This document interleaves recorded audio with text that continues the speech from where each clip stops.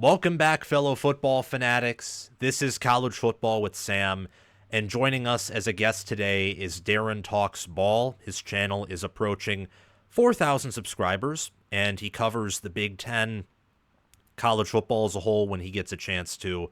Does really great work, and I'm happy to have you on, Darren. Thank you for accepting our invite here. And before we begin, everyone, please make sure to subscribe to his channel. Just search up Darren Talks Ball. Hit his notification bell so that you can get notified when he releases new content. And also, if you haven't already, make sure to subscribe right here if you haven't already.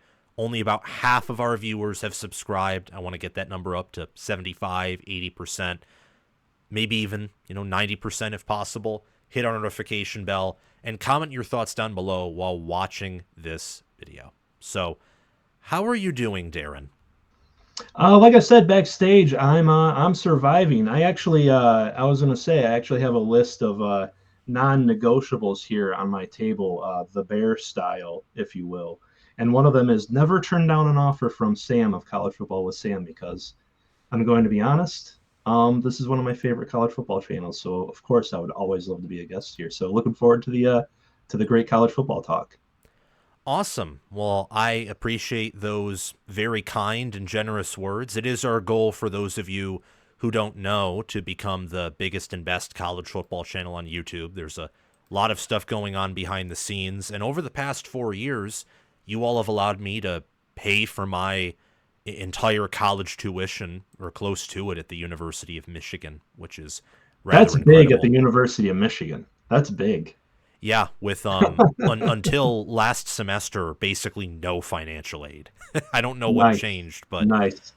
yeah, it's YouTube on that front, on the front of just paying for my college tuition, has been very successful, and we're looking to, of course, grow that into something greater. But I want to talk about the Big Ten with you today because that's really what you cover. That is also my main area of focus. So how do you think the 2025 Big Ten Conference is going to be different from its 2024 edition? How is it going to change from last year to this year? Any specific risers, fallers, new players, breakout candidates? I mean, just Yeah, I give think me your it's general feelings before we really dive deeper and go yeah. granular. Yeah, so I think it's actually going to be a really interesting season. Some of the teams, I'd say the two best teams in the conference from this past season are actually kind of on the lower end of returning production. I'm actually looking at my DPI, my Darren's Power Index that I do, which factors in returning production, team talent level, recent winning percentage are kind of my main metrics for that. It's going to be an interesting year because I think the narrative out there is that Oregon and Ohio State are the two best programs in the conference right now. I wouldn't happen to disagree with that, even as a Michigan fan. They were by far the two best teams in the conference outside of maybe you could add Penn State to there as well.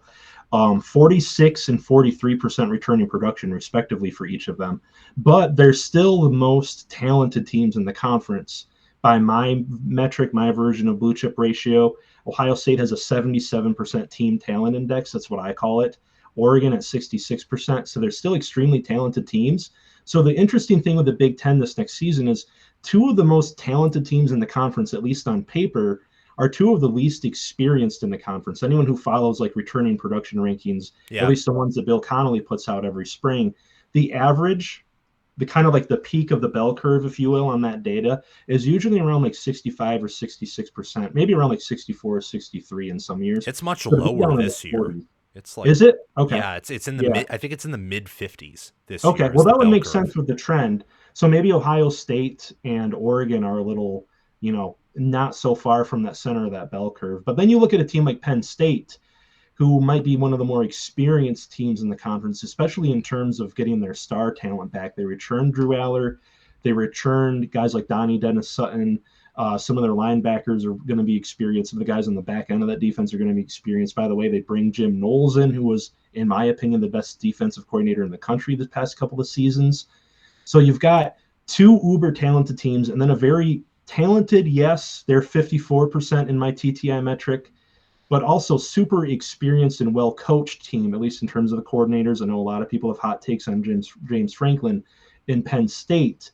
And then you've got some wild cards. I guess I would put them in that kind of category in terms of like Michigan. Indiana's really intriguing because they really look like they reloaded in the transfer portal. In fact, from this past season to this season, they've gained 10 points in my team talent index, my version of the blue chip ratio. They returned 61% production. USC is also another team that I put in kind of that wild card thing. USC is always going to be talented. It's just a matter of the coaching. And I think Lincoln Riley might be getting some of his, especially position coaches, right. Iowa's revamped their offense. They might actually be a better offensive team this year than defensively. So there's a lot of interesting teams, I think, kind of moving up and down. And it's an open conference, honestly, between, I'd say, the top 4 or 5 teams this year, which makes this year very intriguing. I think it will be a very exciting year, and I think that there's an opportunity for a lot of teams, but I would specifically list USC.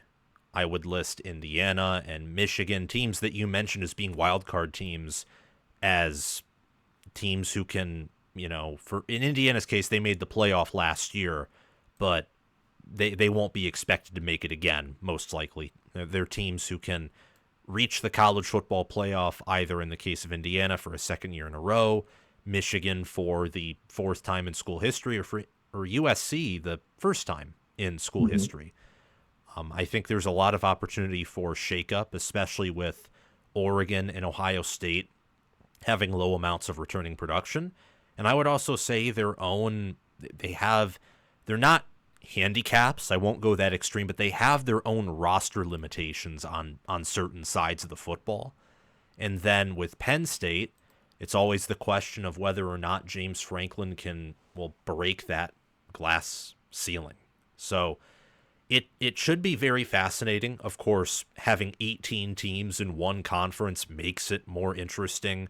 All the schedule shakeup that happens from year to year. Like Rutgers went from having a very easy schedule to, I think, one of the tougher schedules in the Big Ten, just as a reference point. Where do you want to start? Let's shake this up a little bit. Which team do you want to start talking about? We'll talk about that. Good question. I want to start with Oregon. Let's start with Oregon. So I feel like, and maybe this is just because I know, especially on my channel, I've got some Oregon viewers, I've got some Oregon listeners, but they're not like the bulk of my audience. So maybe I'm wrong on this because I'm not so in touch with the Oregon fan base. I feel like some people are kind of actually sleeping on Oregon, which is kind of weird to say. It feels weird to say. I know Dante Moore, and I really love Dante Moore, by the way, especially in this Will Stein system. I think he fits perfectly in that system. I made a video on it. You can go check it out on Darren Talks Ball. But yeah, I feel like they're getting a little overlooked. They lost a ton of production, obviously, but they're still uber talented, especially offensively. So hit me with your Oregon questions. I want to hear them because it's a team I really like talking about this offseason. They're really intriguing to me.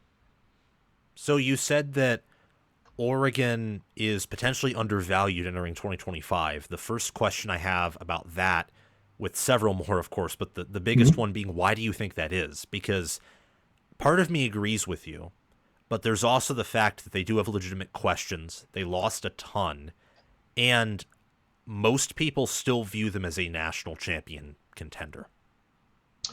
So that's where I might be wrong. Maybe there are more people out there talking. I just see so much talk of like a potential Ohio State winning the Big Ten this season.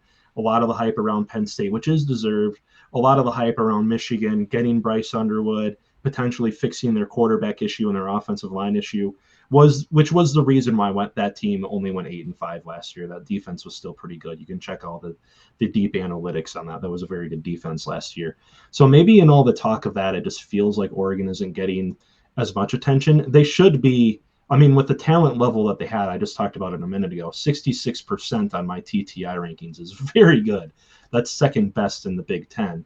And will probably be like 3rd or 4th in the nation by the time I'm done with those.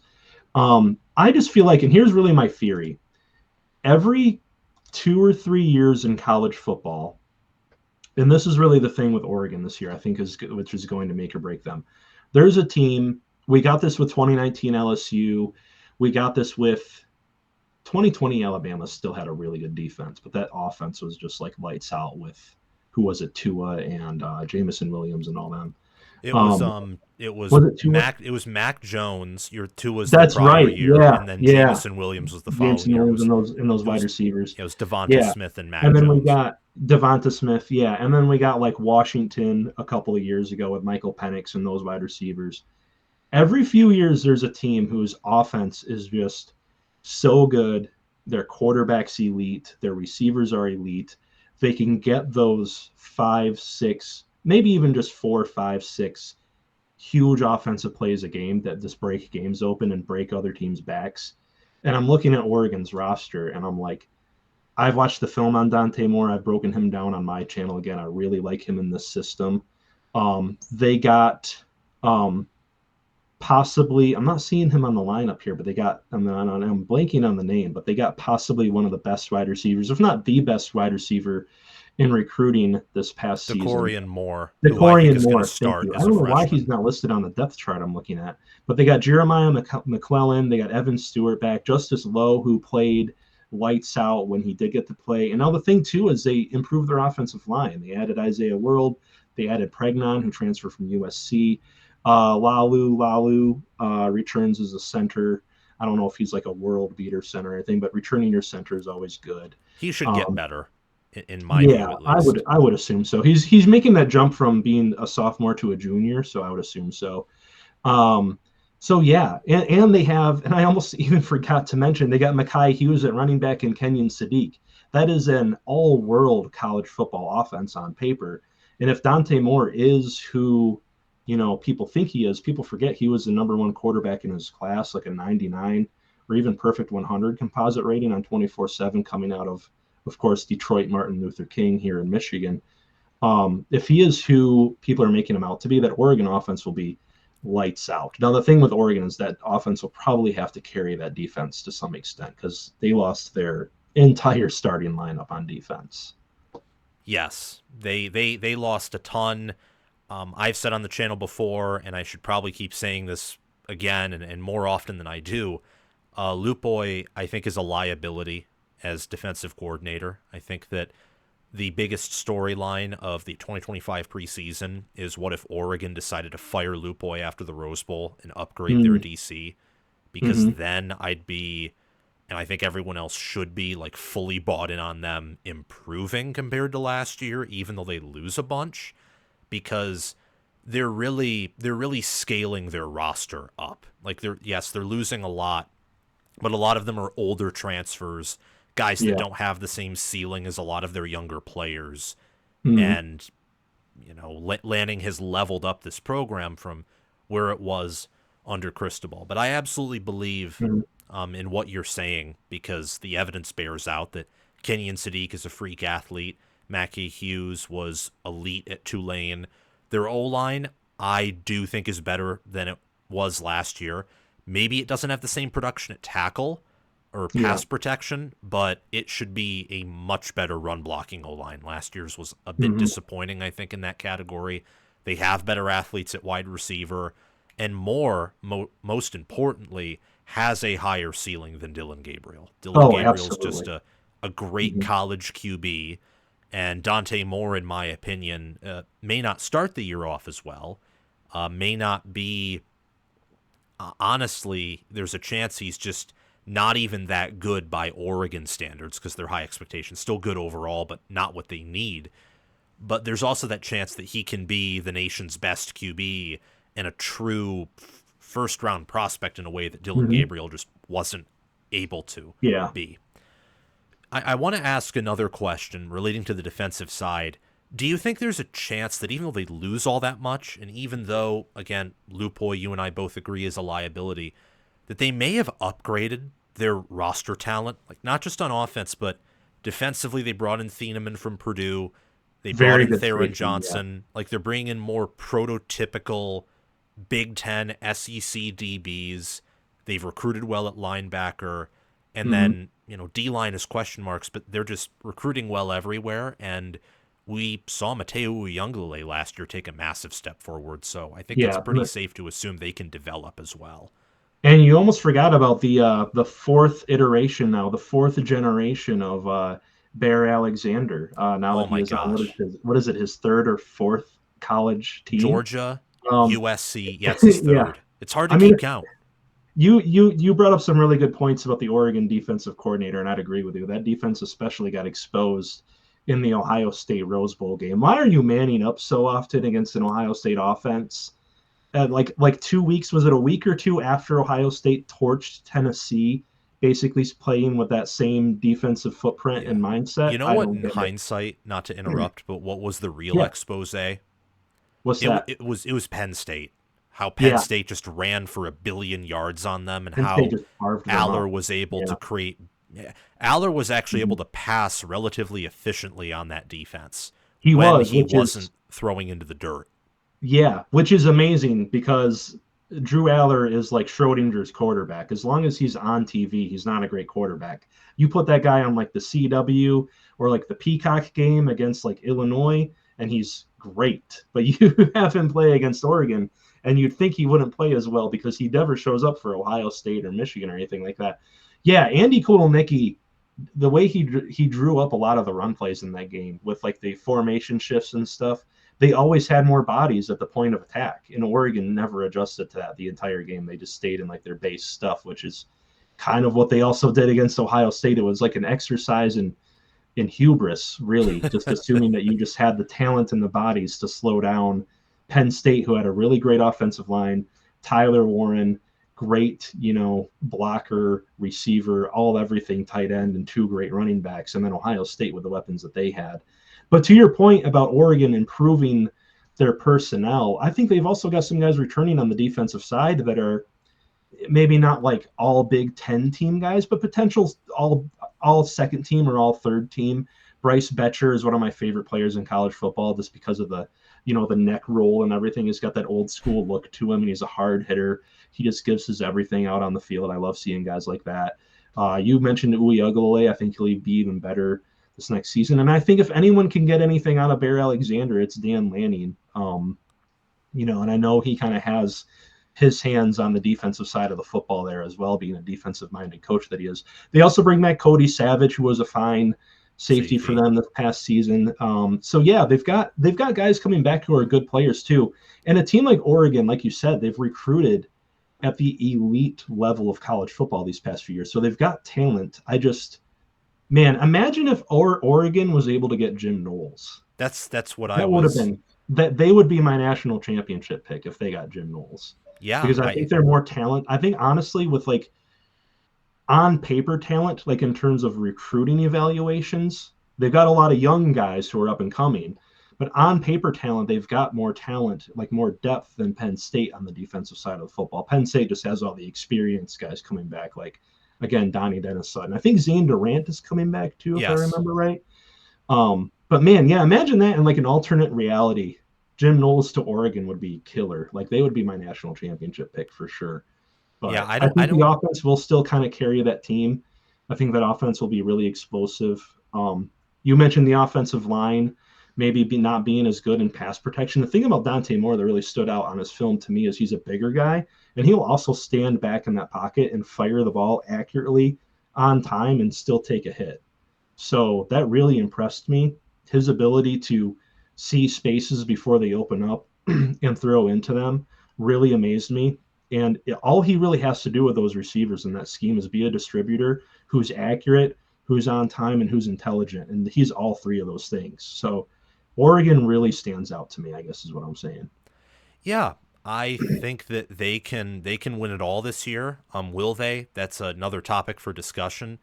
I don't know if I would pick Oregon to win it all this year if Jim Knowles was their DC, just because, with Penn State he's walking into a really good situation where I think Oregon's defensive situation has somewhat been puffed up by some of their weaker schedules that Yeah. Lanning and Lupoy have faced.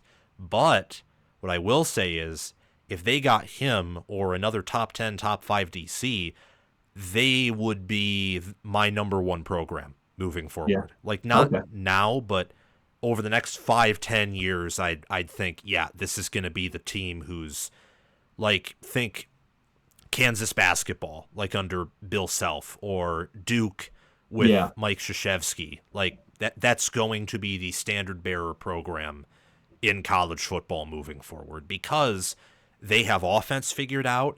They have recruiting figured out to a degree that I think only Texas can reach, because with like Ohio State struggled to recruit O-line, Michigan can't recruit receivers and has struggled to recruit QB for like, forever. And I don't know if that'll change. Ohio State should get better on O-line, but the point is, like, even Georgia, they've struggled to recruit receiver. Alabama, I think with Saban gone, it's going to be very hard for them to get the number one class like every single year. Oh, yeah. And the other thing, and the more important thing with all of those schools compared to Texas and Oregon, is I don't think they have either the resources or willingness to spend on high school recruiting the way that Oregon and Texas will. Like Justice Terry, he wanted to go to Georgia, but Texas offered him a better NIL package. So he just went to Texas. It's like Georgia's best or one of their best players, elite defensive lineman who might be an impact player in week one. And I think that, and this is to Oregon, I think this is the highest compliment I can give any Oregon fan watching this. If your coach, if Dan Lanning can coach at the same level that Ryan Day or Kirby Smart can, I don't think anyone is going to out-recruit you. I don't think anyone is going to out-develop you. I think that the only limitations you place on yourself, the only limitations you have are what you place on yourself. Like Tosh Lupoy, really, I think, being the biggest one. Or how much experience you have as a head coach and how are you managing your games. I think it's pretty similar with Texas, except Texas has a better natural recruiting footprint because they're in the state of Texas. Oregon kind of has to rely on them beating USC, paying more than USC. But they have to be a national recruiter. They don't have. I mean, all due respect to the Pacific Northwest, I love that part of the country, but it's not pumping out high school football talent. Yeah, exactly. But even then, like recruiting is becoming a more national feature anyway because of NIL, because cities are cities and people want to live in the city. Kids want to be in cities. So just all those different factors. I think Oregon this year is going to be a near elite or elite team. And I think moving forward, they're in a great spot. Any final thoughts on Oregon that you have? I just have one question for you because it came up and I hadn't really thought of this until just now. I want your thoughts on this. Is Lupoy Dan Lanning's Don Brown? Because you mentioned a minute ago how they perform really, really well against lesser talented teams. They'll shut teams out. They'll shut teams down.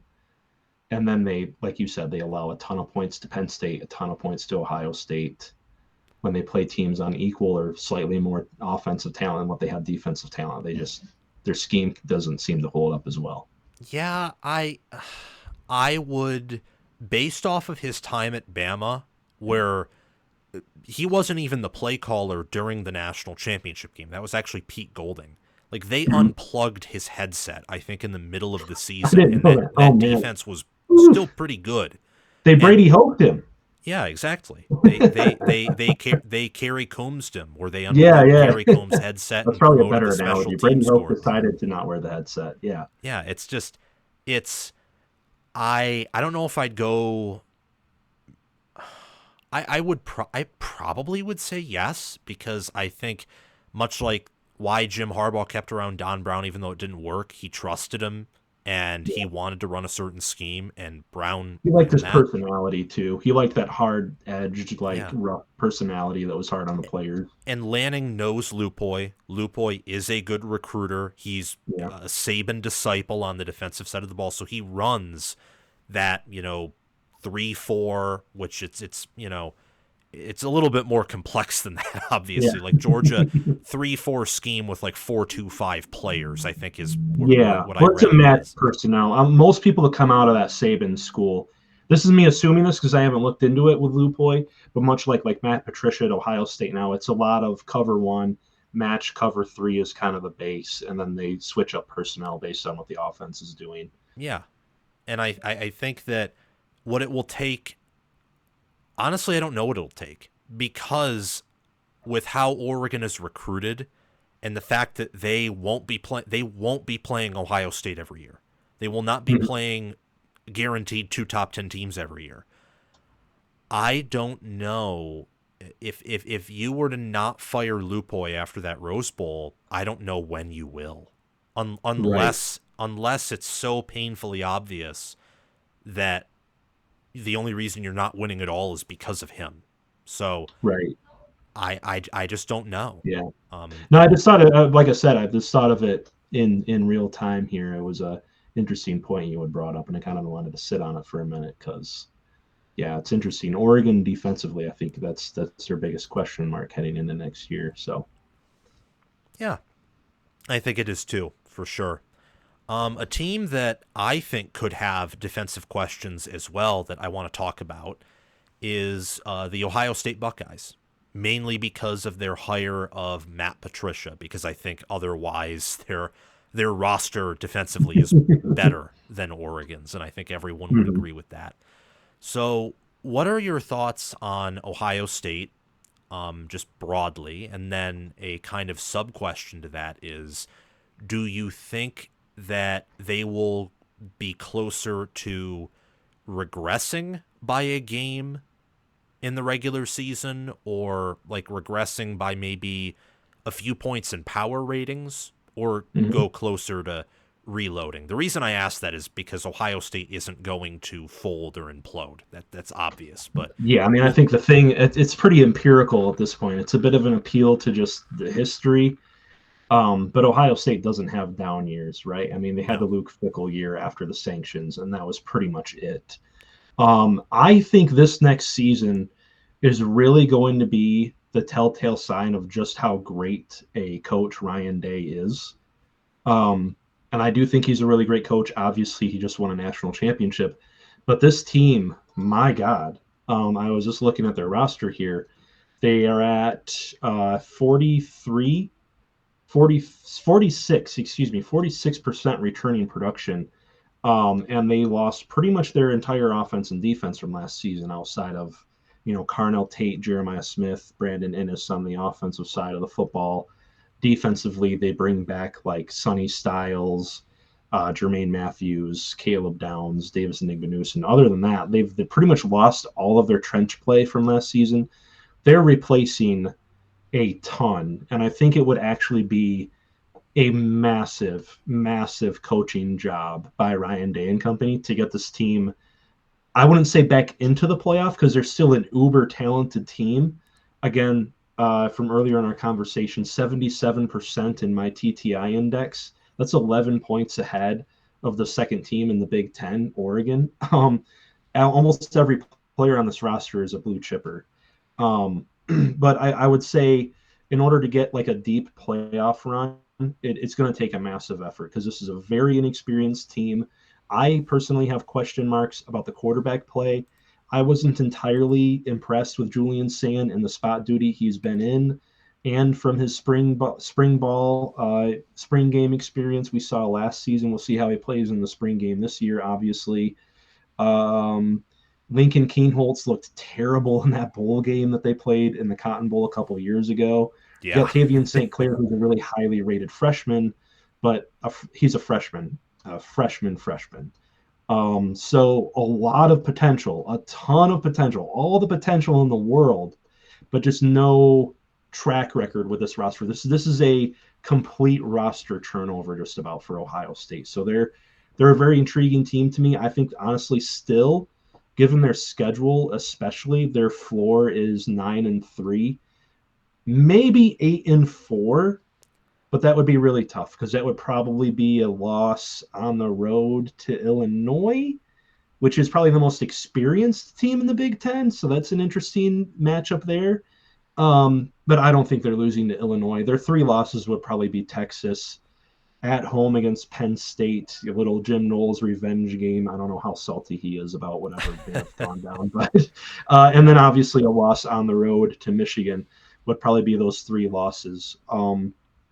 But yeah, I think I could honestly still see them going 10-2, making it to the playoff, yada yada yada. But again, this would be a massive effort if they're able to do so, because that roster is completely new, just about.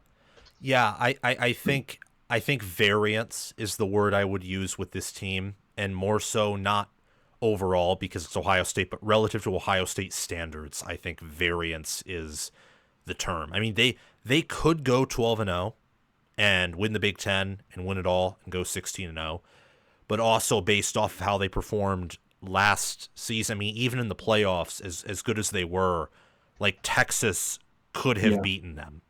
Mm-hmm. And Notre Dame was able to hang around a little bit. So even in the regular season, they were a Nebraska drive, a Penn State goal line stand away from potentially not making the playoff last year too, which is the interesting thing. Yeah, I mean they and I think, and I said this, I think middle of the playoff run last year, that they played against Penn State about as well as they played in the playoffs. It's just Penn State had Abdul Carter, who was able to get pressure on Will Howard. Like that was basically right. That's basically it. And Tyler Warren had a long run in that game. But it's almost like the Big Ten has some of the best defenses in the country, and then when Big Ten teams suddenly don't have to play other Big Ten defenses, they can really open it up. Yeah, that's what Tennessee. happened. Yeah, like in every game except for Texas, because Texas had that elite defense, and their D line was able to put Ohio State's O line in kind of a blender like that game.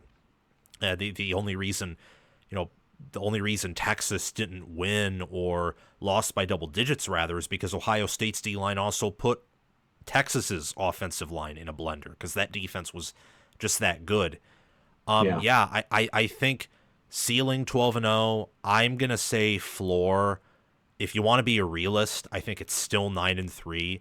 If you want to get a little bit wired and not just, only rely on history, I think you could say 8-4 because Penn State and Texas will be top 5. Michigan will be top 15, could be top 10. And depending on what Wisconsin or Illinois do, I mean, if you play a close game and it doesn't bounce your way, which I think Ohio State in close games, it's typically going to bounce their way because of their elite coaching and talent. But still, there are some things to look out for there. I would say my concern with the team, obviously the offensive line, and I know that may be an exhaustive cliche for a lot of people, but it's true. Like, it's the worst recruited position.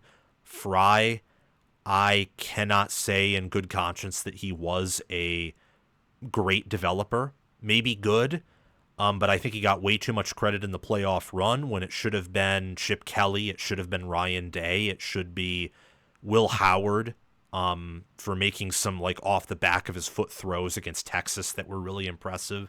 It should have been the younger wide receivers and even tight end G. Scott Jr. Like, the O-line got bad grades by PFF and by people who watch the games for a reason. Like, it was a liability in the playoffs. If Ohio State has a good O-line against Texas in the Cotton Bowl, they beat that team like 31-14 or 24-14, and they're always ahead. Like, never tied. The thing is, when you have a better offensive line, you can game control a little bit more. And that just, unfortunately, for Ohio State hasn't really been – that's not really their modus operandi to begin with. They want to hit a few big plays. They want to get out to an early lead. And just kind of – I guess that's a form of game control, really. But they're not a ground-and-pound, grind-the-clock team when they get into more physical matchups. Like what Texas was trying to make that matchup a lot more physical of a game than I think Ohio State wanted it to be because they were better in the trenches. But Ohio State doesn't kind of have that out pitch in a way because their offensive line has not been consistent enough. I think through the playoff they were really great, but we saw them in the Michigan game this past season. And say what you want about how, Ohio State fans will kind of, I wouldn't necessarily call it an excuse or coping or whatever, but they'll kind of point to the fact that Chip Kelly kept running into the teeth of Michigan's defense. Well, it's not Michigan's fault you kept calling run plays right into Mason Graham and Kenneth Grant's lap. Well, and if they you have tore apart that Ohio State offensive line all day. Yeah, and if you had a better O-line, it You could have wouldn't. played that way if you Yeah, had a better yeah, offensive line. If you had an and offensive line that is recruited at the level that you recruit wide receiver, you could do that. yeah, and there's also the fact that Will Howard doesn't get pressured like 2 out of 3 times he drops back if they have a Yeah. better O line against Michigan or against Nebraska, like all those different Yeah. games. I think Fry left that line in a Mhm. very, very, like It's very bad spot. precarious. It's Yeah. the Here's why tackles. I think the floor is still 8-4, if you don't mind me interjecting. The coordinator drop off is concerning for me. We saw a what's his name? Why am I blanking on his name? The pretty boy, the wide receiver coach. Brian Hartline. Brian Hartline. We saw a Hartline offense a couple of years ago for whether it really was or not. I still I think can't he's really going to be say. pretty good, though. I have a I lot of think he's going to be faith pretty good. that the But compared to offense. Chip Kelly Well, this is and Matt Patricia, going to Matt Patricia from Jim Knowles, who that's was a drop probably, off. like I said, I watched the film. I watched some cut ups of exactly how Jim Knowles' scheme works. You want to talk about like complexity and also like understanding the art of when to call certain plays and when to look for certain things from offenses to get into the right play. Jim Knowles is a master of that. I don't know if Matt Patricia really is. A lot of people obviously point to his success with the Patriots, but just like a ton of Patriots, Bill Belichick coaching tree guys, Matt Patricia hasn't done much outside of when he's also coaching with Bill Belichick. And I don't know if you guys know this out there, but Bill Belichick's in North Carolina now. He's not there to hold Matt Patricia's hand. That defense that he runs, like we talked about Lupoy a few minutes ago, is kind of from that same tree, that same Saban Belichick tree. It's a lot simpler compared to Jim Knowles' defense. So that gives me concern, especially playing the better offenses in the Big Ten. Yeah, it's I agree with that. But going back to Brian That Hartline, could, yeah, yeah, do you cuz my thought process is I actually think that is better for Ohio State because I think that the Chip Kelly offense was just I think you saw it in the playoffs like compared yeah. to the regular season. The regular season was more of the Kelly offense, the CFP was more of Day's offense. I think you're right on that. Yeah. The Chip running Kelly. scheme, I think, remained a lot of Kelly's stuff in the playoff, but the passing scheme was definitely Yeah, I Day. mean what Day brought Kelly in to do was run a power spread option so that Ohio State could be physical. And then because of the Yeah. O-line injuries and that whole debacle, it's like what my friend Jucon Buck says. I mean, it's ridiculous that Ohio State has the depth situation on the O-line they do. It's horrible. It's Yeah. criminal. Yeah. And It really it's is. why I won't give Fry a ton of credit, even if he quote unquote like deserves it, because he put them like in that position. And I think that in the college football playoff, you saw Day go, well, we're going to do things my way a little bit, Hmm. and we're going to make sure that we can maximize our chances to win. And they did. Yeah. And they won it all. And I think that solidified how good of a coach Day is.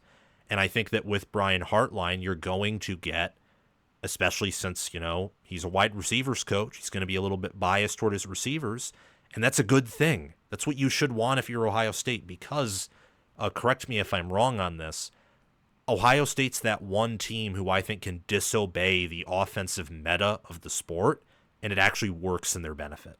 Like, the current meta is not going pass heavy. It's game control. But if Yeah. you're Ohio State, you are way better off, no matter who you play, at playing backyard, explosive, Hmm. exciting football rather than game control. Like, you were way better at the former than the Hmm. latter. And I that think will that's a good remain. point too.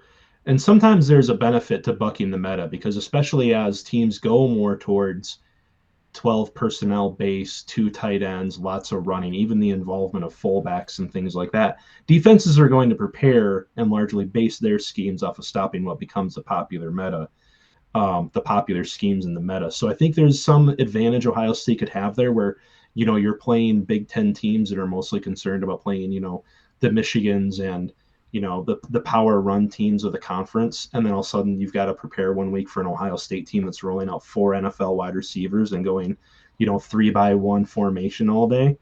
The thing that gives me pause for concern for Ohio State, though, is in 2021, 2022, and 2023, and even a bit in 2024, you were running a NFL spread attack pass first offense. And what did it do for you against your biggest rival?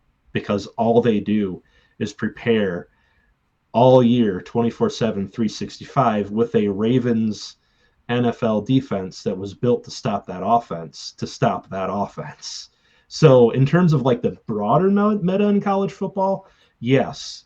But in terms of solving the Michigan problem, I don't know if it necessarily works, because we can get into Michigan in a minute here too. Michigan is going to have a really good defense for the next few years with the way that they're recruiting right now.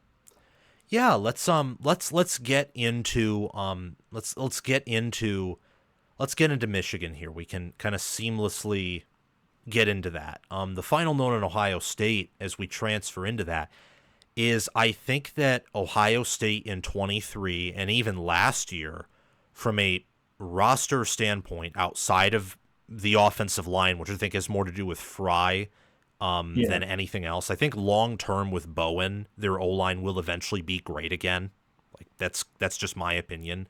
Whether it's this year or whether it's next year when they return 4 out of 5 of their projected 2025 starters for 2026, I think it'll be one of those years where you see, like this is a deeper, more physical, like complete O-line that is a unit. It's not just Josh Simmons is elite, and once he goes down, you have to reshuffle everything. Or it's not just Seth McLaughlin's elite, and once he goes down, like it's a cohesive, organized, disciplined, epic group. I think that'll happen more likely than not in 2026 than this year, but it could happen this year because I think Bowen is a major upgrade. But Michigan's defense, with the system they have and how they've recruited and developed, is also just that good. So I don't know, like from my perspective, Ohio State's problem with Michigan now is more of a mental game than anything. Like they've gotten better on defense. We'll see what happens with Patricia. I don't think it will work out personally, but I also don't think it's intended to be a long-term solution. Like I think no, he's their Wink Martindale. It's a year or two, and then he's going to be back in the NFL. Exactly. And if it doesn't work, they'll just hire a better D coordinator, and the defense will be, I don't know if it'll be Jim Knowles level again because he was one of a kind, but it'll be close. Like I think Day's a wonderful head coach, knows how to put together a staff. And offensively, I mean, they have the receivers, they have the QB play, and once the O-line gets better, then they'll have the trench play. I think with Michigan, and correct me if I'm wrong on this, do you think that Michigan's biggest advantage moving forward in the Big Ten is not their coaching staff, it's not their resources, it's not their talent, it's not even their development or blue blood history, it's none of that, at least for now. Maybe it can be in the future, but right now, at this very moment, is it appropriate to say their biggest advantage in the Big Ten is that they have the same mental edge over Ohio State and Ryan Day that Meyer had over Harbaugh in Michigan and that D'Antonio had over, Rich Rod, Hoke, Harbaugh at Michigan as well? Because that, if it's true and if they have such a big mental edge, that is at least an average of a half win or 3/4 of a win or maybe an auto win some years. And then you take that and whatever and whatever that is also a loss for Ohio State. Well, and that mental edge also means that mental edge means a lot in this rivalry. And I think that's a big reason why this rivalry has swung back and forth the way it has historically. A lot of Ohio State fans out there might not be old enough to remember it because they've been on this massive streak since like the early 2000s. Yes. But from like something like 1987 or 1988 to 2000, Michigan won the rivalry, and they won the rivalry pretty handedly. I think it was something like 13-7 or something like that. And then you obviously go back to the 10-year war, which was like a brief period, brief period of going back and forth. But throughout the duration of this rivalry, it's been runs by one team or another, because I think that's just how deep this rivalry goes and how much it means. These two teams practice it and play it all year round. Ohio State literally on their like Twitter account the other day, or their X account or whatever, posted their like spring practice helmets. Some players having to wear the, maize and blue spring practice helmets to kind of get it in their heads already. So I think there is definitely a big mental aspect to this rivalry, and that's a notch in the belt for Michigan. The thing with Michigan that really gives me hope, honestly, as a Michigan fan, I do have to admit here, check my biases like I'm writing a research paper or something here. I am a Michigan fan, but the thing that gives me hope and the thing that shows promise for this program in the future is how much they've injected NIL into the program, the building of the the player development or the player recruiting side of it, with Sean McGee having a general manager, an experienced one, and one with NFL experience is really big. And Sharon Moore, more so than Jim Harbaugh, being a dogged recruiter, a younger guy who was always hitting the road, talking to recruits, working on the recruitments personally of many big name players, I think will pay off. A lot of people give Queen Jolene, or whatever you want to call her, and her billionaire husband credit for getting Bryce Underwood. That was a big part of it. Obviously, money is a big thing. We live in a capitalist country, but they wouldn't have gotten Bryce Underwood if it wasn't for Sharon Moore's efforts too. Michigan is recruiting really well, and they're also still developing really well. And you look at the defense for next season, like we just talked about, they lost probably 3 of the best defensive players in the entire country in Will Johnson, Mason Graham, and Kenneth Grant. But guess what? They just added 2 defensive tackles who are 2 of the better defensive tackles in the transfer portal. They got Trey Pierce and Rayshon Benny coming up. They're going to have an extremely deep defensive tackle room. They've got Jayshawn Barham, who looks like he's going to flex between edge and linebacker, one of the better linebackers in the Big Ten, if not the entire country. Derek Moore remains a really good player. Jair Hill will probably just take over the Will Johnson role to a certain extent. I don't think the ceiling is quite as high there, but he's a very talented corner. And by the way, they get Rod Moore back, which is massive for this defense. And their defense, the back half of their defense is really good too. Adding the Metcalf twins in the transfer portal. Jaden Mangum, the Michigan State transfer, is still there. They just recruited a guy in Shamari Earls who could even get some playing time, really highly rated recruit that they stole from SEC country. As long as Michigan remains in this kind of Ravens NFL scheme, and as long as they have the talent that they're getting, they're going to be one of the top, like you said, top 15 to top 10, even top 5 defenses in the country year in and year out. Yeah, I think that their defense and how they prioritize it, how they recruit it, the system continuity that they have, and then what they like to do offensively. And that's really where their concern is, because I look at this offensive line, and it could be like a much better O-line than last year. And returning production says that it will be, like, because they don't lose any first rounders. Like they don't lose X factor players. They lose Miles Hinton, who probably was one of their best, if not their best offensive lineman. Miles Hinton was last year. Yeah, Josh Preeb unfortunately did not work out very well. Yeah, but he's ultimately a day 3 guy. Hinton is probably, and then I don't know if Preeb will even be drafted. But there's a lot of cause for concern because the room is still young. It is highly recruited. Historically, it's been well developed, but last year's O-line it actually finished pretty okay given the passing game restraints. Michigan and Ohio State, both of those lines only allowed 14% of their run plays to end in TFLs or stopped at the line of scrimmage. Well, of course, no one's stacking the box against Ohio State unless you're Texas occasionally. Everyone's doing it against Michigan. So like that shows right there. Those are 2 of the better O-lines statistically in that category. Like not top 10, but top 25, top 30. And then for Michigan to be the same is like impressive given their constraints. But anyway, it was a mess at times, especially in pass block. Like at times good, if not great at run blocking, got better at pass blocking as the year went out. See the Ohio State game, even the Indiana game, the Northwestern game. But early in the year, it was a mess. And like, it was never elite. There was no game in which it looked elite, and that's the Michigan standard on the offensive line. And I Yeah. think while it should be better, you can't definitively say that it's as good of an O-line as what Penn State has or what Oregon has. Rutgers, Iowa, and Indiana, based off of PFF grades and what they got in the portal and what they bring back, should have better O-lines.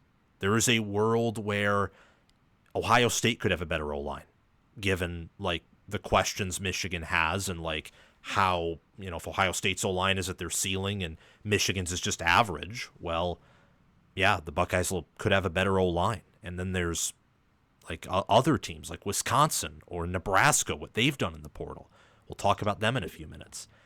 I think that along with wide receiver, I think obviously is the biggest red flag on the team, but it's going to be the offense that determines the season or the ceiling rather. Yeah, absolutely. And that's what it is every year for Michigan, and what it will probably be every year for Michigan, making a lot of assumptions, but at least in the near future, assuming this Ravens-style defense remains and Michigan continues to recruit that side of the ball well, have an elite coach like Esposito on the D-line, the concern and the question is the offense. And that's, I think, a good question to end this segment about Michigan is, what do you think about the offense? Because the defense has 4 linebackers that are seniors. The D-line, I think the D-line doesn't have the same ceiling that Texas's does or Georgia's or Penn State's, but it's as deep, if not deeper, than some of those D-lines in terms of deep starting caliber bodies. Yeah, I especially like Trey Williams over there, by the way. I got to plug that for a second. I did a video covering him and kind of watched his film and stuff at Clemson, and really like him in the system as kind of another Rayshon Benny type. But yeah, I think that's definitely the biggest question for Michigan. Obviously, it's kind of become a cliche at this point. I think Michigan fans, some of them are as tired of hearing about it as Ohio State fans are tired about hearing about the offensive line. But guess what?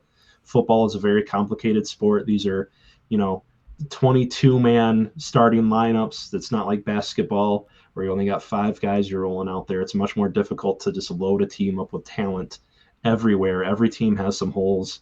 For Michigan, I think last season it was actually really difficult for me to assess the offensive line just because teams got a hold of the fact really early that this team was just bereft of quarterback talent and bereft of wide receiver talent. And there was no reason. It was actually interesting to me. I recently watched the ReliaQuest Bowl game back again, and I watched the Michigan State game back again. And there was a lot of 2-deep safety looks that defenses gave Michigan in those 2 games particularly. It wasn't a lot of loading the box, but it was a lot of, you could tell the linebackers and whatever box safeties they did have when they did rotate a safety down into the box were just triggering run every play, and bringing run blitzes and bringing 5-man fronts and things like that, because the only threat that Michigan had to offer was whatever they could conjure up in the run game last season.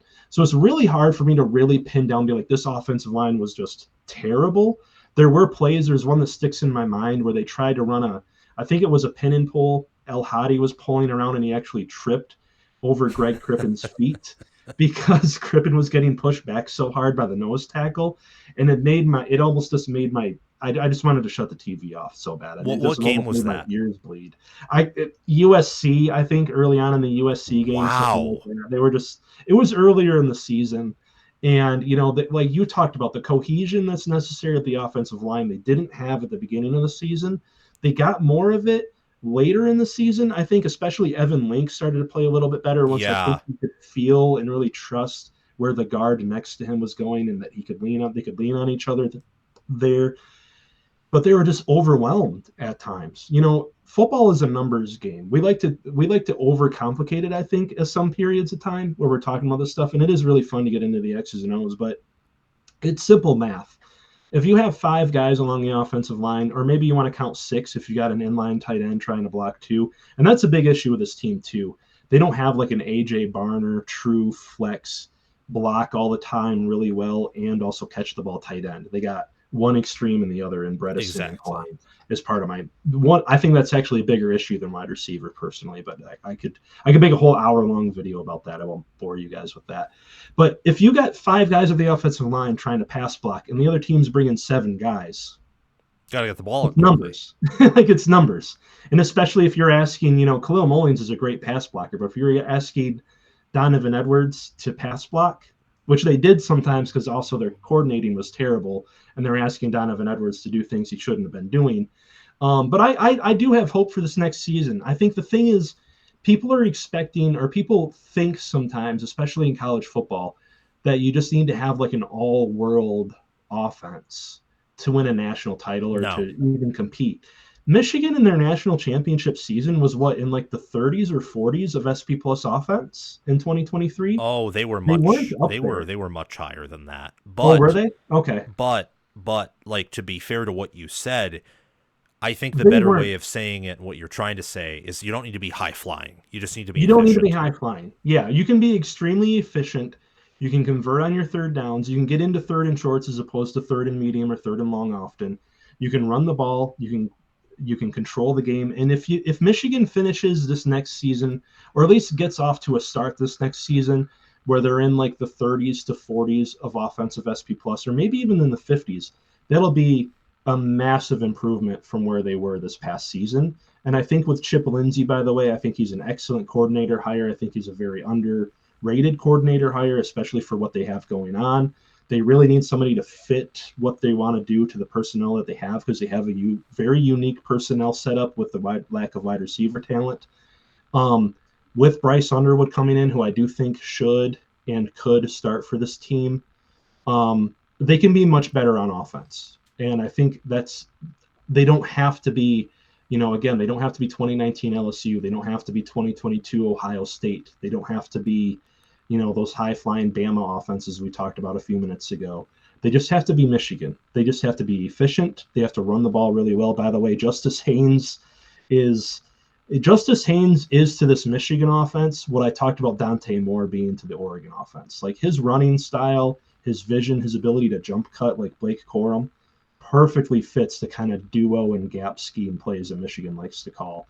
So, yeah, that's all to say that I think that the offense will be better. Again, I'm a Michigan fan, so maybe I'm a little biased on this, but they just have to be competent. They have to be efficient.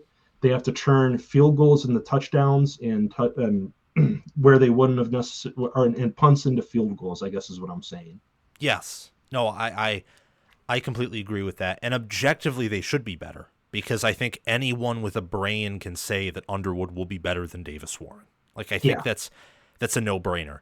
I think anyone can say, with the way that Michigan is recruited on the O-line alone, like, even if development is a question, the way they've recruited and with what they bring back, they should at least be better a little bit based off of experience. And like you said, and that's a good point that I didn't necessarily think of, but that was something I was telling my friend like all year long when he said the O-line looked terrible.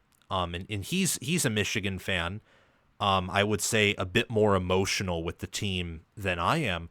But I was telling him, like, hey, like, I agree this O-line isn't amazing, but you also have to remember, like, teams know what Michigan is going to do, because they cannot pass. I mean, it's what made the Ohio State game surprising for Michigan offensively. People talk about the Michigan defense in that game, which was the story. The other surprise was, not that Michigan ran the ball the way they did, because Ohio State did a pretty good job stopping the run. It's just, Michigan's O-line was talented enough, good enough. Like 3.1 yards per carry or something. Like Michigan ran kind of similar to the previous year on Ohio State, just a little bit worse because their O-line was worse and they couldn't pass. The story was, though, whenever Ohio State sent blitzes, on the rare time they did, and like called the right play against Michigan's passing downs, they actually held up. Like, Warren never got sacked, and I think he only got pressured like one or two times. So you can see, and it was similar in the Alabama game too, like, there is talent there. Yeah, absolutely. They've recruited in like the top 3 teams in the country at offensive line in the past 3 years, and I think you'll start to see that show up this season. Guys like Andrew Sprague and Blake Frazier will probably get some playing time. Andrew Babalow is a hot name out there to watch for. They've got the talent. I mean, Giovanni Elhadi is a second-year starter now, and he was like a 95 composite out of high school back a few years ago. So, yeah.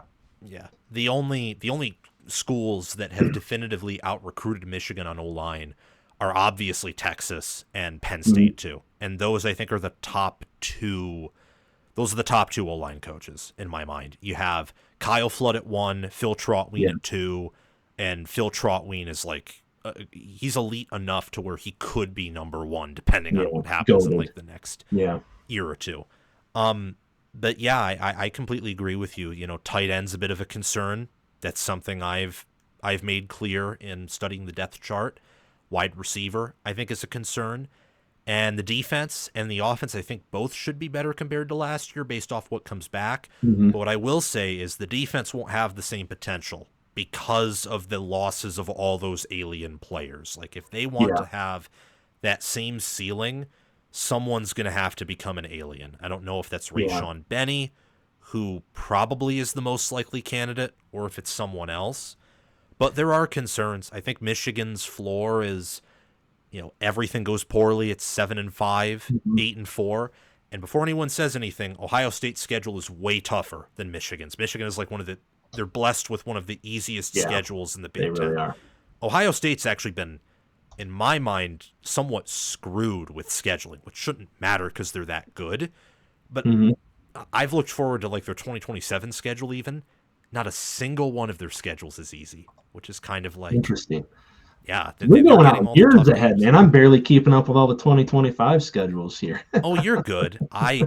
It's hard. It's I just find it fascinating because this is the easiest schedule. Like taking out the Oklahoma game, and Oklahoma may not even be that good, but taking out game, I'm more worried about Nebraska than Oklahoma. Same here. This is the easiest Michigan conference schedule in forever because we don't play.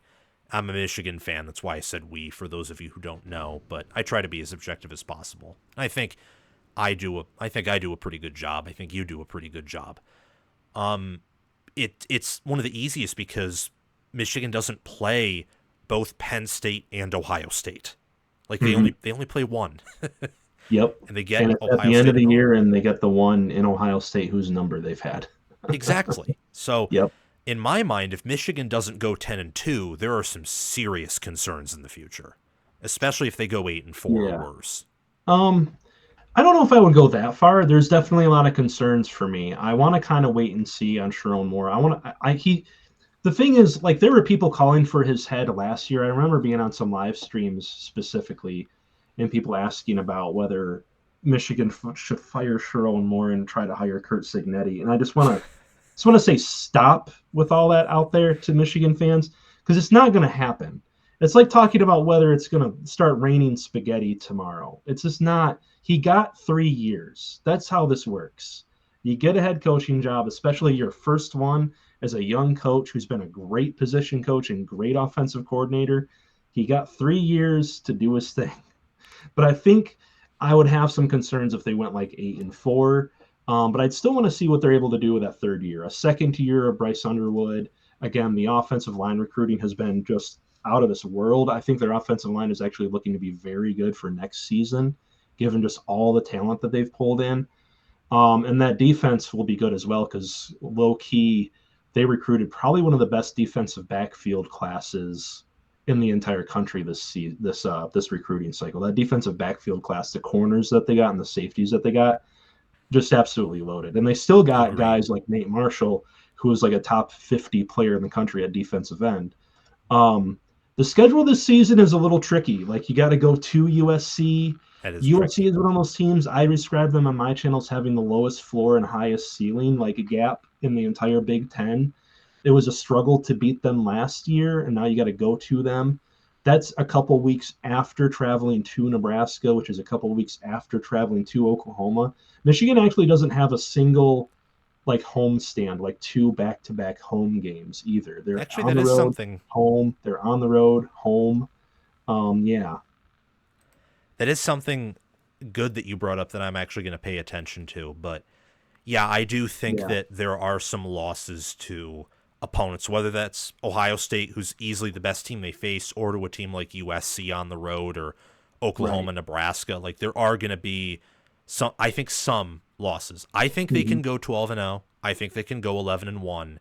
But I think there are going to be multiple losses pegged in there. It's not to say That's their ceiling to anyone watching. But I mean, Bryce Underwood could immediately be a good quarterback, and the Michigan with those running backs and a good running dual threat quarterback could be a nightmare to deal with. yeah, But also, Bryce Underwood could play like Aiden Childs. Like, we don't know. Like, yeah, he could be like freshman Aiden Childs and throwing 2 interceptions a game for a while. yeah. Like if the defense takes off where it was, and if the O-line and quarterback positions top 20, top 15, you're talking about like 11-1, 12-0, barring absolutely, barring Ohio State somehow remaining at the same level and their O-line's insanely good, and then USC finally playing to their absolute ceiling. But even then, like that would be a really, really good team. Any final thoughts you have on the Big Ten or any of these other teams? Like any team that really sticks out that we didn't talk about? Well, I know backstage we talked a little bit about like my potential biggest risers. I've got an interesting one for you. I've got a bit of a hot take because it's kind of like reoccurring history happening, and I want to get your like, what do you think the chances are of this happening? Yeah. I just did my DPI rankings, which is my Darren's Power Index, and I compared it a little bit to last year's rankings preseason. Last year, hear me out, Indiana scored an 85 in my DPI, which is not very good at all. The max score you can get is a 300. Ohio State is a 209 this season. Indiana ended up having a great season with a first-year head coach who completely overhauled the roster through the transfer portal. This year, Purdue scored an 82 on my DPI, dead last in the Big Ten, just like Indiana was last season. Because DPI is kind of like SP+. It's not predictive. It's just showing like what the quality of the programs are. Purdue hired Barry Oldham away from UNLV, brought in a ton of transfers, brought in an intriguing transfer portal quarterback, brought in some guys of pretty high-level talent along the offensive line, I noticed. Purdue, a riser in the Big Ten? I don't know. I'm just saying. I'm not saying they're going to go undefeated. I'm not saying they're going to make it to the college football playoff. I honestly haven't even pulled up their schedule yet, but I was just looking at that today. I'm like, intriguing historical parallels here between the two Indiana teams. And interestingly enough, Purdue, 16% TTI, is only 3 points behind Indiana's current TTI score in terms of talent. So just want to get your thoughts on that. I know that was kind of out of left field, but I was thinking about that earlier today. I was like, is Purdue about to make a little leap in year one? I like it. I don't know enough about Purdue whether to say I believe in them or don't believe in them. I know enough to say that given Curt Cignetti's history versus Barry Odom's, I mean, I don't think, like you said, they'll go 11-1 or reach the college football playoff, but I have pegged some games as potential upsets in their favor because I think they are making a coaching upgrade, and I think that they are in a better position than they were under Ryan Walters, where last year's team was a complete disaster. Disaster, It was the worst Big Ten team in ages.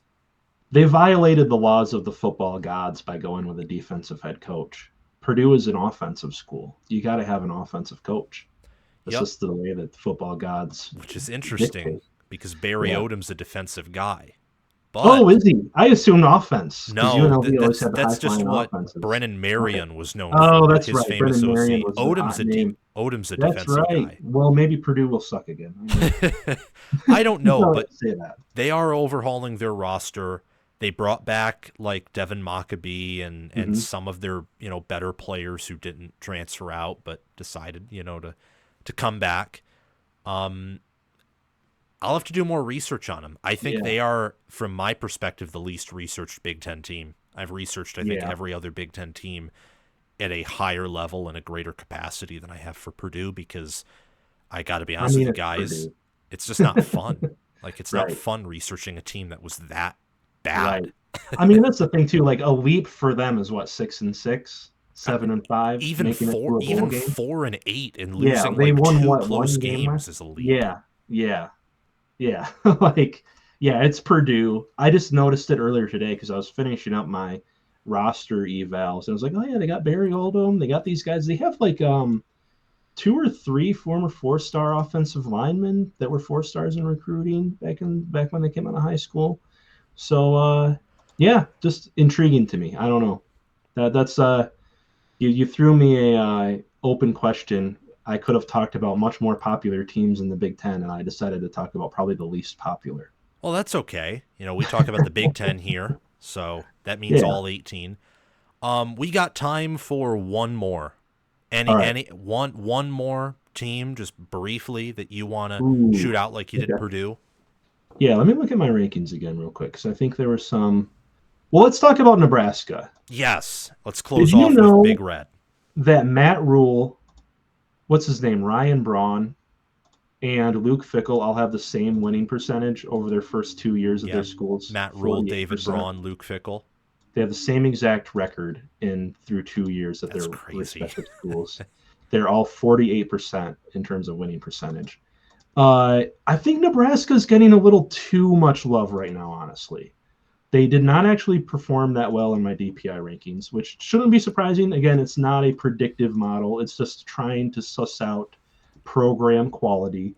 And again, this is a team that's won less than 50% of their games in the last couple of seasons.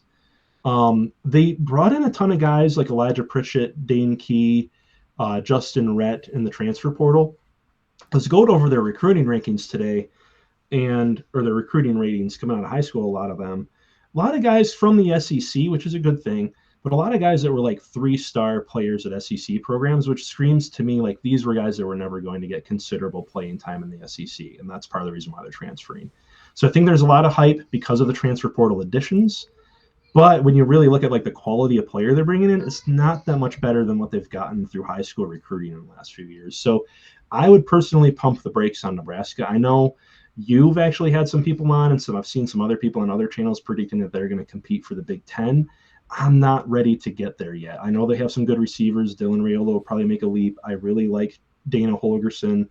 I like their defense. They've got some really good pieces on defense, but I'm still not there with them. Their overall TTI is 25%. That's 25% of their 2-deep roster players are former blue chippers. To me, to really compete for a conference like the Big Ten, you have to be in that like 40% to 45% window before we can even get talking about are you talented enough to take it to Ohio State and Oregon? Yeah, or you got to be an elite head coach. Like I think that or you got to be Signetti or somebody. Yeah, you got to be Mark D'Antonio or Kurt Yeah. Signetti. Like better example in Mark D'Antonio. Yeah, like you have to be that, and I don't think Rule is. I don't think his track record shows that either. That's just. I mean, I don't think people envisioned Mark D'Antonio building a power at MSU when he was hired, but still, I'm in the middle between you and some other people. I've bounced back and forth with Nebraska. I know my record predictions aren't out yet, but I'm probably going to peg them somewhere in between 7-5, 9-3. Like, yeah, I'd slot them it'll in be there. within that, like 7, 8, 9 wins, no more, no less. I love the offense, but I think it's going to be a lot like a Dana Holgerson West Virginia team in the sense that I think this is going to be Matt Rule's worst defense. And I think against Penn State or even against a team like Michigan, maybe against USC, and I'd even say against, like, this is a team we didn't talk about much, and we can talk about them, next time you're available, but in Jonathan Smith's Michigan State, with what they bring back and the upgrades they have made in the portal, I think Nebraska will struggle against some of these better offenses, which honestly they did last year. Yeah. But they don't have Nash Hutmacher anymore. They don't have gosh, why am I blanking on these names? But like they don't have Nash Hutmacher or Princewell Unman Malin. They don't have. They lost some of their better corners from last year too. Yeah, exactly. Thankfully they bring back C.R. Right though. I think he'll be their best player on defense, either him or Shivers. Yeah. So. Yeah, no, I just thought it was interesting. I see a lot of hype. I think 8-4, 7-5, and people forget this is a team that lost like 5 out of their last 6 games last season, and that's even including after the Dana Holgerson takeover of the offense. Yeah, and they had some close wins. They had some close wins. Yeah, like Purdue should have been that was very close for a while, and Purdue, as we know, was awful, and then they barely beat Rutgers. They Mm-hmm. had some close wins that were against great teams, of course, but still, like, they were not even top 35. They were like Yeah. a bottom half, middle of the road Big Ten team, Mm-hmm. and they lose just enough, have just enough staff turnover, Mm-hmm. or turnover, and yeah, I think they'll be better, but how better? I think that is a Right. kind Will of that really open-ended question. translate to that many more wins? Yeah, I think I'm in the 7-5, 8-4 camp. I think I did a video about them a while back as like a dark horse college football playoff contender, and I think I would still have them there because I could see them beating Michigan. I could see them beating some of the tougher opponents on their schedule and only losing their big games, which I think is like Penn State. Do they have to play Ohio State too? I'm not sure. No, I'll have that's your why they're schedule a pulled dark up. horse contender Okay. too. Yeah, Is because it Penn could be State 10 on and the 2. road is the Penn State only on the road will game. be a loss. Yeah. Yeah, that's the only game I Yeah. think they cannot win. Is Yeah. And I just don't that one. And the Matt Rule and that Nebraska team, again, with that level of talent, is going to lose another game to somebody, whether it be Michigan or somebody else. So 10-2 as a Big Ten team will get you into the playoff, and that'll be a massive success for them. I just don't see them competing for the conference because even if they're somehow like able to backdoor their way to the conference championship game, they're going to get run off the field by an Oregon or an Ohio State or a Penn State. Like that's just they're just not there yet, in my opinion. Yeah, I think that's a respectable take for sure. Well, thank you very much, Darren, for coming on. As Yeah. always, I appreciate talking college football with you. Whenever the next chance is, we'd love to have you back on. And for those of you watching, make sure to subscribe to Darren's channel at Darren Talks Ball, and hit his notification bell so that you can get notified when he releases college football content. And also make sure to subscribe here, like the video, comment your thoughts down below. Thank you to my Patreon viewers for sponsoring this channel. Thanks to Crash2488, Brascal Rascal, and Connor Little OH for being Heisman members. Thanks to Chris Lane, Ismar, and Tyler Nye for being All-American members. And thanks to John Lynn, Roaming Gnome, Matthew Sale, Austin Christmas, Joshua Jorgensen, and Will Loftus for being all-conference members.